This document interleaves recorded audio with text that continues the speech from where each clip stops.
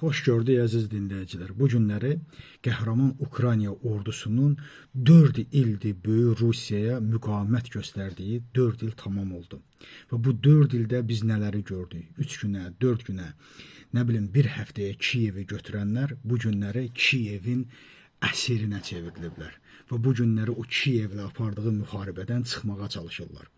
Və bu gün artıq Ukrayna o qədər güclənib ki, həm Macaristana, həm Slovakiyaya belə necə deyirlər, ultimatum verə bilər. Xatırlayırsınızsa bu günlərdə məhz onlar bildirmişdilər ki, biz Ukraynadan enerjimizi çəkərik, əgər o Drujba kanalını bağlayarsa, oradan bizim neft almağımızı bağlayarsa. Bu günləri məhz Zelenski Ukrayna ordusu bunun acığına Tataristanda yerləşən böyük bir neft ayırma zavodunu və necə deyək, ehtiyat çənlərini vurub darmadağın edib. Halbuki onlar Drujba kanalını, Drujba kəmərini neftlə təmin edirdi. Bu bir, yəni artıq Ukrayna bu vəziyyətdədir.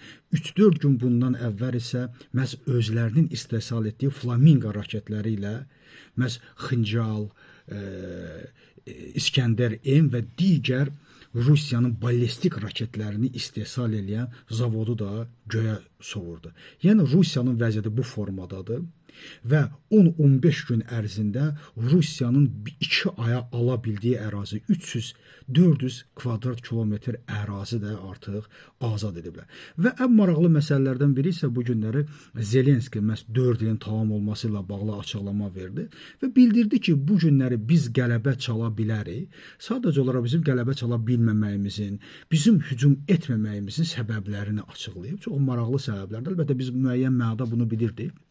Çünki dönəm-dönəm açıqlayıb. Və bildirib ki, biz bugün öz əhalimizi qoruyuruq. Çünki bizim xalq ehtiyatımız əlbəttə ki, Rusiyanınkindən azdır. Ona görə bizim üçün hər bir əskər bir ordudur, qiymətlidir və biz hər bir əskərimizi qorumaq zorundayıq. Ona görə də biz bu hücumlara getmirik. Bizim taktikamız budur ki, Rusları qırmaq, Rusları məhv etmək, Rusları daha çox itkiyə məcbur etmək və ondan sonra biz hərəkətə keçmək. Yəni bildirir ki, bizim hücuma keçməməyimizin İlkin səbəbi ondan ibarət ki, biz öz əskərimizi qoruyuruq. Bu bir. İkinci isə bizim əlimizdə hücum etmək üçün yetəri qədər də silah yoxdur. Bizə yetəri qədər heç vaxt silah verməyiblər ki, biz o silahla böyük bir hücumu həyata keçirdək. Yəni hər hansı bir hücumu həyata keçirdər isə yarıda qalar. Yarıda qalmış hücumun da bir məntiqi olmaz və bu məğlubiyyətə gətirib çıxardar. Ona görə də bizim bugün qoyduğumuz taktika, qarşımıza qoyduğumuz taktika Ruslara böyük itki verdirmək və artıq buna da nail ola biliblər. Bir ay ərzində 50 minə, Rus itkisini 50 minə çatdırmaq ki, artıq Rusiyanın səfərbərliyi ilə hər ay qırılan ordu arasında böyük bir fərq yaranır.